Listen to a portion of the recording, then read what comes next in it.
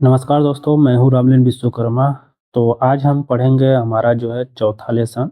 इसमें देखिए हमने ग्रामीण आदिवासियों का प्रकार पढ़ लिया था पहले ही। इसमें हम जानेंगे ग्रामीण जो आदिवास हैं वो कहाँ-कहाँ विश्व में पाए जाते हैं। ये 2 प्रकार के होते हैं, एकत्रित और प्रकीर्ण जो है, इसके बारे में हम जानेंगे। किस-किस देश में पाए जाते हैं? क्योंकि ये पूछा जाता है एग्ज़ाम्पल स्वरूप किस देश में आपके जो है प्रकीर्ण या एकाकी आदिवासी पाए जाते हैं और किस देश में जो एकत्रित या सघन आदिवासी पाए जाते हैं। वीडियो शुरू करने से पहले हमेशा आप सभी से कहता हूँ कि चैनल को जो है हमारे सब्सक्राइब कर लीजिए।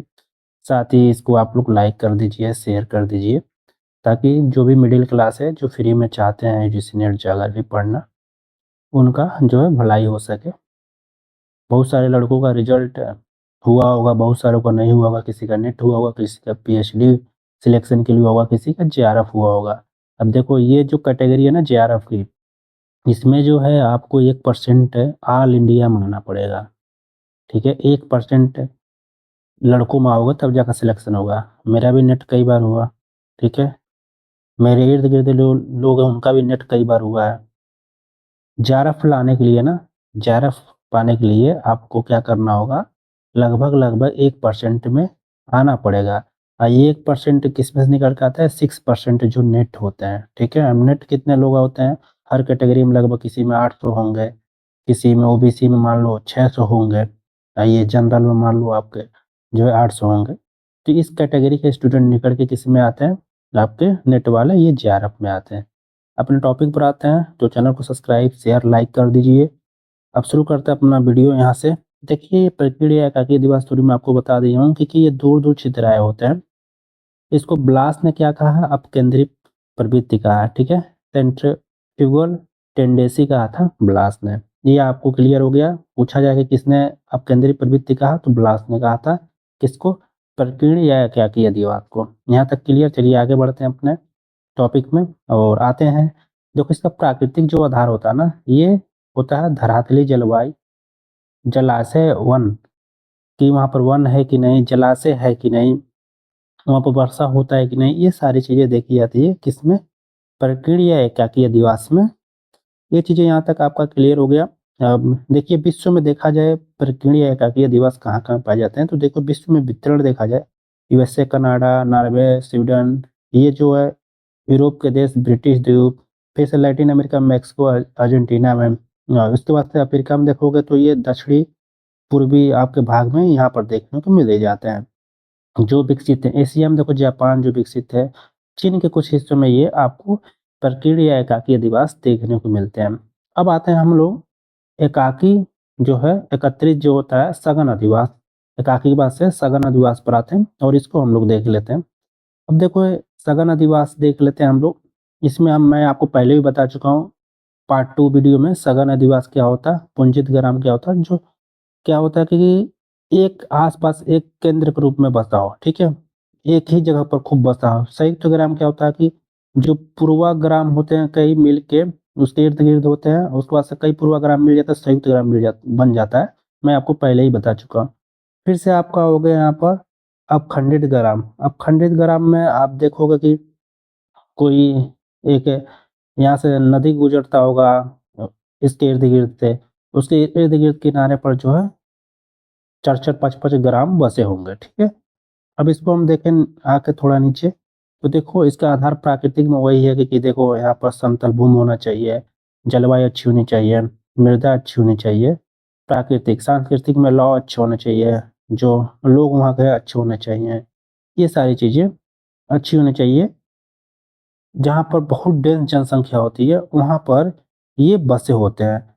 हमारे एकत्रित जो है सघन अधिवास, जैसे कि भारत, पाकिस्तान, चीन, कोरिया, जापान में, दक्षिणी यूरोप के कुछ मैदानी जो भाग होते हैं, सबसे ज़्यादा याद रखिएगा, ये जो होते हैं ना सबसे ज़्यादा मैदानी भागों में जहाँ डेंस जनसंख्या ज़्यादा उपज हो पाए या एकत्रित अधिवास पाई जाती है। क्लियर यहाँ तक आपका?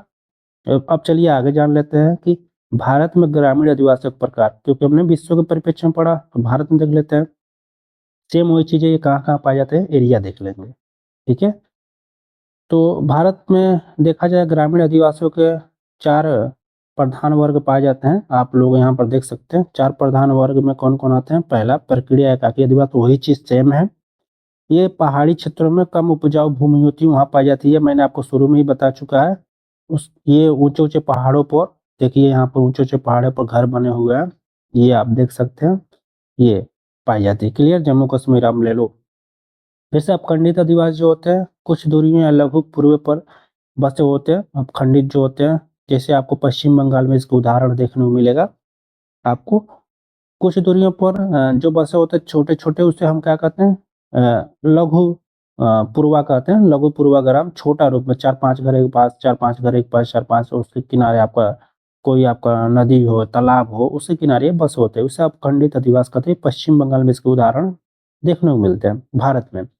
इसके बाद से संयुक्त आदिवासी भारत में देखा जाए तो भारत राज्य में आपके ग्राम होते हैं, छोटे पूर्व होते हैं। जैसे आपको ऊपर ही बताया हूँ कि बहुत सारे छोटे पूर्व मिलके ग्राम बन जाते हैं। उसके बाद से उसके इर्द गिर्द फिर से छोटे पूर्व देखने को मिलते हैं। बीच में बहुत बड़ा ग्राम होता है। इसके इर्द गिर्द 4-5 घरों के समूह को हम लोग स्मॉल हैमलेट्स कहते हैं, जिसे छोटे पूर्वा कहा जाता है, छोटा पूर्वा ग्राम कहा जाता है।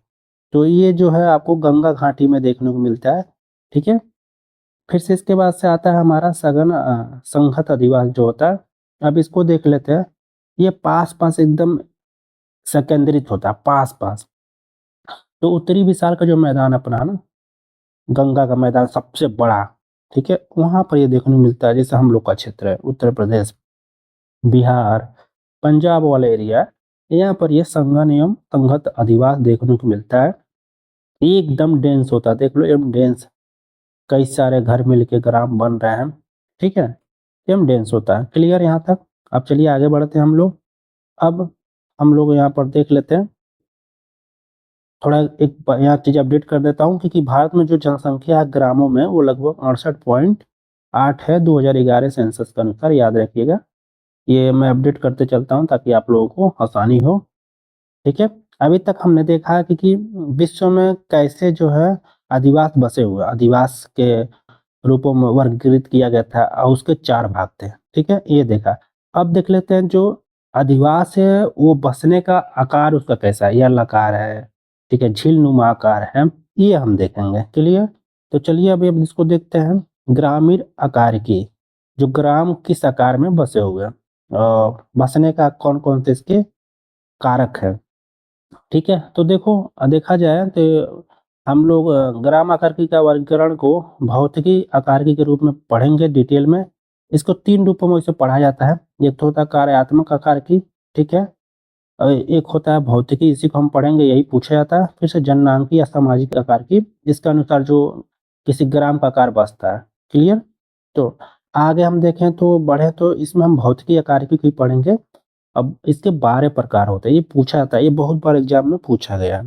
भौतिकी आकार की देखो, अब देखो ये इसमें आयताकार या वर्गाकार प्रतिरूप होता है। ये देखो पूरे विश्व के संक्षेप में ये में हम लोग पढ़ते जाएंगे, ठीक है? अब विश्व के भारत के संक्षेप में हम लोग एग्जाम्पल लेते जाएंगे।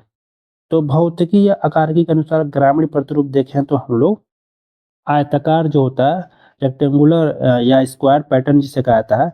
तो किसी सड़क के किनारे देखो, ये सड़क गुजर रही है, सड़क गुजर रही, सड़क ये, इसके बीच में क्या हो, आयताकार रूप में बीच में घर बसा हुआ देखो यहाँ पर। तो इसे हम क्या कहते हैं, आयताकार या वर्गाकार प्रतिरूप। इसके एग्जाम्पल कहाँ देखने को मिलते हैं? उत्तरी भारत में, ठीक है, पूर्वी चीन में और रूस में। पूरे विश्व का मैं इसका एग्जाम्पल दिखाऊंगा आपको। तो ये समतली मैदानी भागों में देखने को मिलते हैं वर्गाकार प्रतिरूप। तो कहाँ मिलते हैं? उत्तरी भारत, पूर्वी चीन और रूस में। क्लियर? अब देखिए रेखी प्रतिरूप जो होता है, ये देखने को मिलता है हमारे जो है किसी सड़क या नहर, नदी के सहारे पर। देखिएगा, ये आप लोग ध्यान दीजिएगा, सड़क, नहर, नदी के किनारे पे देखने को मिलता है। मतलब एक रेखा इसे गुजर रही है, इसके किनारे पर हमारे यहाँ पर घर बसे हुए छोटे-छोटे, छोटे-छोटे, इसे हम रेखी प्रतिरूप कहते हैं। क्लियर? नेक्स्ट तीसरा है शतरंजी प्रतिरूप, ठीक है?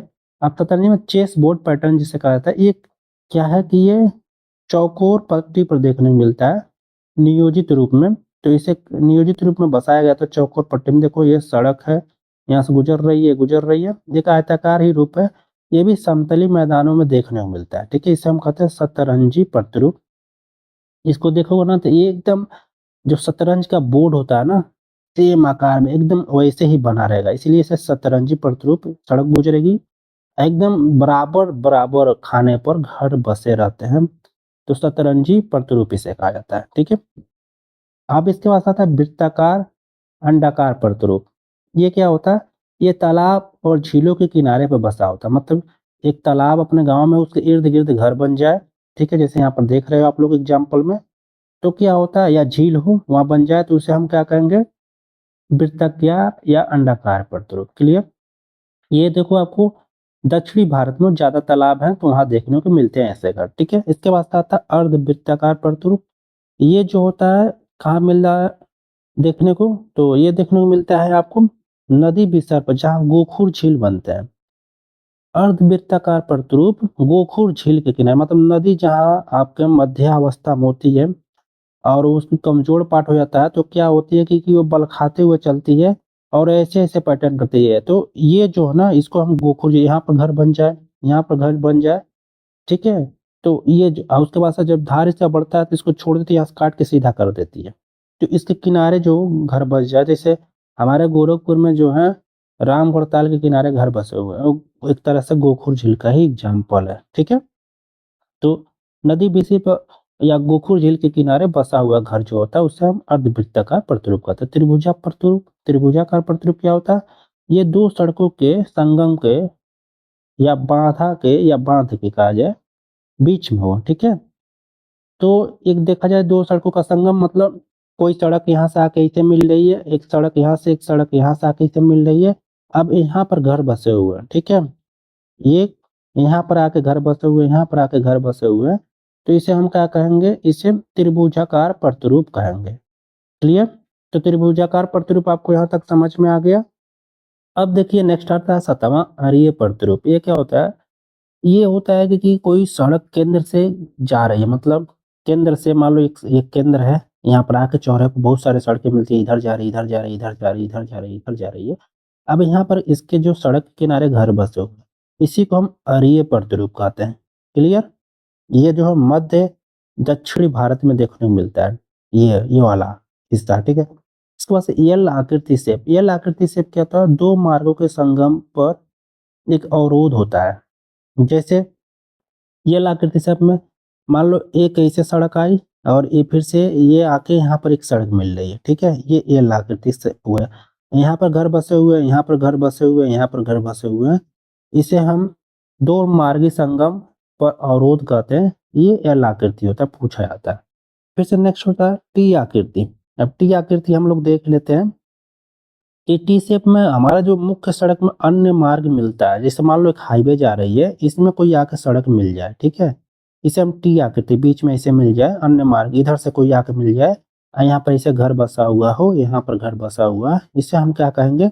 इसे हम टी आकृति कहते हैं। इसके बाद तीर प्रतिरूप क्या होता है? तीर प्रतिरूप वो प्रतिरूप होता है जो अंतरिक्ष छोर या नदी के मोड़ पर, मान लो कोई नदी ऐसे मुड़ रही है।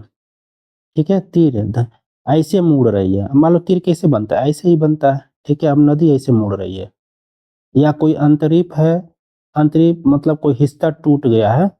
ये देखोगे धरातल का एकदम आपके समुद्र के किनारे पर, तो एक टापू नुमा बन जाता है, इसे चौका देखिए यहाँ पर ऐसे दिख रहा है। ठीक है, ऐसा अंतरीप हो गया। नदी के मोड़ पर मतलब ऐसे नदी मुड़ रही है, ऐसे मुड़ रही है, तो इस मोड़ पर कोई बस जाए। ठीक है, इस मोड़ पर कोई बस जाए तो इसे हम क्या कहेंगे? तीर प्रतिरूप। पंखा प्रतिरूप क्या होता है? पर्वतों के इर्द गिर्द से चट्टाने कट के आके छोटे छोटे टुकड़ों में ऐसे ही फैली हुई होती है। ऐसे मान लो ये नदी आ रही है, ये पर्वत बड़े बड़े हैं यहाँ पर बने हुए हैं, इसको काट के नदियाँ ऐसे आई और इस छोटे छोटे रूप में इसे बड़े बड़े चट्टानों के यहाँ पर आपको लगा दी ढेर में। अब इसके इर्द गिर्द मान लो जहाँ खाली स्थान थोड़ा बच गया, समतल एरिया हो गया, यहाँ पर घर बन जाते हैं। ठीक है, इस एरिया में घर बन जाते हैं, जलोढ़ एरिया में, जो छोटे छोटे आपके कंकड़ पत्थर है, उसी को हम जलोढ़ पंख कहते हैं। इसे पर्वत प्रदेश में पाया जाता है, जैसे कि हिमाचल प्रदेश से आगे आओगे, उत्तराखंड, अपने उत्तर प्रदेश में भी यह पाया जाएगा। ठीक है, पंखा प्रतिरूप। इसके बाद आता अनाकार या बेडोल प्रतिरूप। ये देखो अनियमित, कोई निश्चित इसकी आकृति नहीं होती है, मतलब सड़क टेढ़े मेढ़े ऐसे गुजर रहा है, ऐसे ऐसे गुजर रहा है, अब ये कहीं भी बस जाएगा, कोई भी कहीं भी बस जाए, सड़क के इर्द गिर्द कहीं भी बस जाए। देखो ये सड़क, नदी या कुछ भी ले लो, यहाँ से गुजर रही है, ऐसे गुजर रही है। इसकी कोई आकृति नहीं बन पाती है, कहीं भी लोग बस जाते हैं। इसे हम कहते हैं अनाकार या बेडोल प्रतिरूप। तो ये 12 प्रतिरूप हो गए। 12 प्रतिरूप भौतिकी आकारिकी के अनुसार ग्रामीण प्रतिरूप हमने जान लिया। यहाँ तक आपका उम्मीद करता हूँ कंप्लीट हो गया होगा। अब देखिए, जब हम भारतीय ग्रामीण को और ये सारी चीज़ें पढ़ रहे हैं, जिसमें हम देख लेते हैं सेंसस के अनुसार है कि जो भारत में ग्रामों का संख्या कितनी है, क्षेत्रफल क्या है, कहाँ पर कितने ग्राम पाए जाते हैं। तो सेंसस के अनुसार 2011 के अनुसार देखें हम लोग, तो ग्रामों की संख्या और क्षेत्रफल के अनुसार सर्वाधिक जो ग्राम है हमारे देखा जाए तो उत्तर प्रदेश में है। सबसे कम जो है ग्राम गोवा में है, ये राज्य हो गया। और सबसे ज़्यादा केंद्र शासित में देखोगे दिल्ली में ग्राम है, और सबसे कम लक्षद्वीप में, ये केंद्र शासित में हो गया। दो हमने देख लिया। अब एक चीज़ और यहाँ पर देख लेते हैं हम लोग, इम्पोर्टेंट है आपका।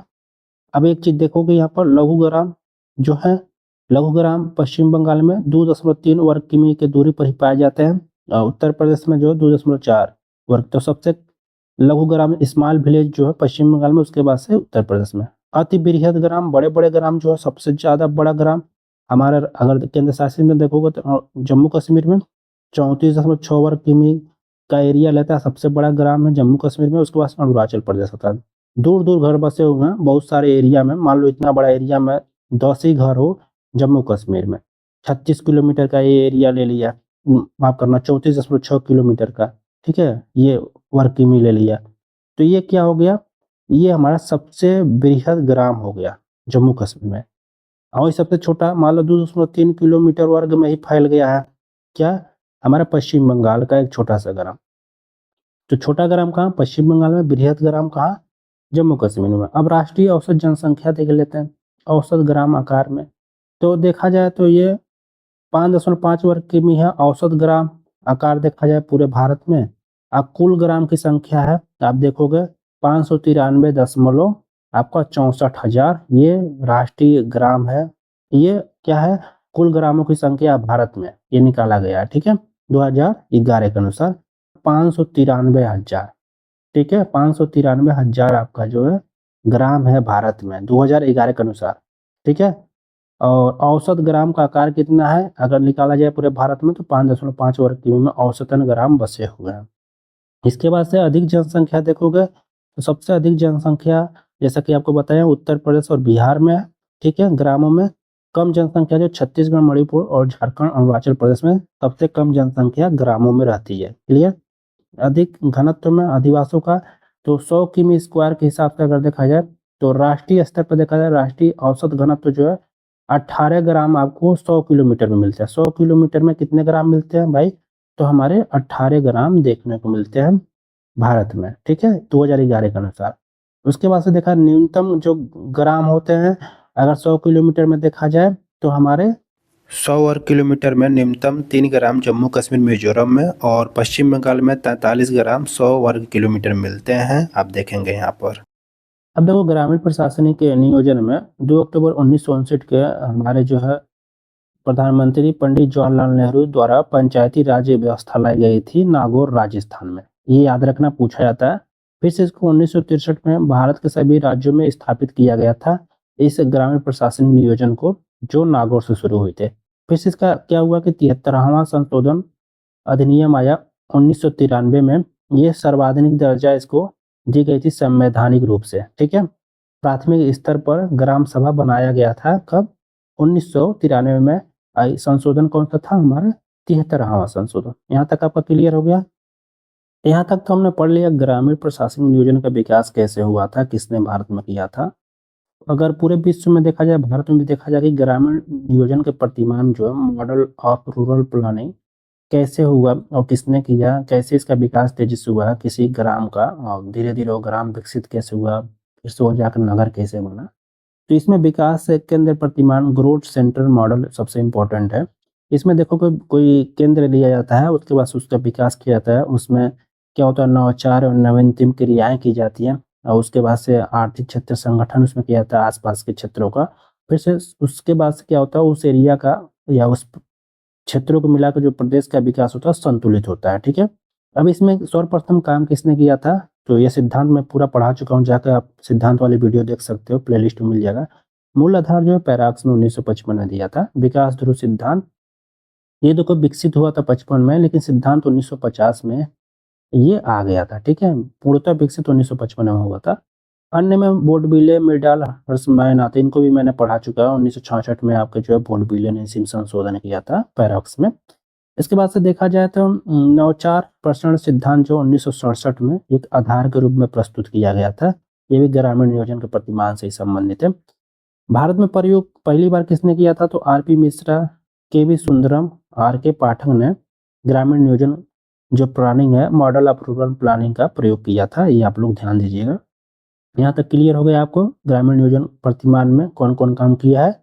इसके बाद से ग्राम गुच्छित प्रतिमान, इसका दूसरा पार्ट जो है ग्राम गुच्छित प्रतिमान विलेज क्लस्टर मॉडल में देखो नियोजन की इकाई जो है, जो समूह लिया गया था 5 से 10 ग्रामों का समूह था। इसका प्रस्ताव जो है आर.एल. सिंह उसके बाद से राणा पी.बी. सिंह जो थे 1978 में स्थानिक नियोजन इनका प्रस्ताव था, स्थानिक नियोजन कैसे किया जाए, ठीक है। तो जे.के. मिश्रा, आर.सी. तिवारी ने विकास खंड को इकाई माना था, ये याद रखिएगा।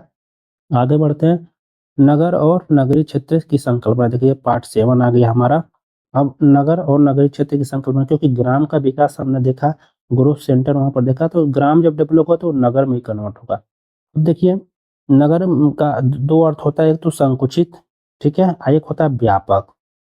तो इसमें हम देखेंगे संकुचित में टाउन एरिया, कैंटोनमेंट, टाउनशिप, ये लघु नगरी संकुचित जो नगर होते हैं उसकी एक इकाई है। इसके बाद से व्यापक जो होते हैं टाउन, सिटी, महानगर, बृहद नगर, सन नगर, ये सब सभी नगरों की इकाई है।